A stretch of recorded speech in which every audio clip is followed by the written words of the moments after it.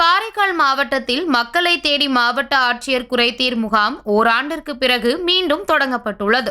Puducherry union பிரதேசம் காரைக்கால் மாவட்டத்தில் நகர பகுதிகளுக்கு இணையாக கிராமப்புறங்களிலும் தரமான கல்வி, மருத்துவம், குடிநீர், தடையற்ற மின்சாரம், சாலை வசதிகள் கிடைக்க வேண்டும் என்ற நோக்கில் முந்தைய ஆட்சியர் மணிகண்டன் முன்னெடுப்பில் மக்களை தேடி மாவட்ட ஆட்சியர் என்ற கிராம வளர்ச்சி திட்ட குறைதீர் முகாம் தொடங்கப்பட்டு நடத்தப்பட்டு வந்தது.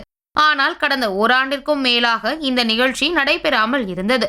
இந்நிலையில் தற்போதைய மாவட்ட ஆட்சியர் இஷிதா ரெட்டி இந்த திட்டத்திற்கு மீண்டும் உயிர் கொடுத்துள்ளார். முதற்கட்டமாக கோட்டுச்சேரி சிங்காரவேலு பிள்ளை கல்யாண மண்டபத்தில் குறைதீர் முகாம் நடைபெற்றது.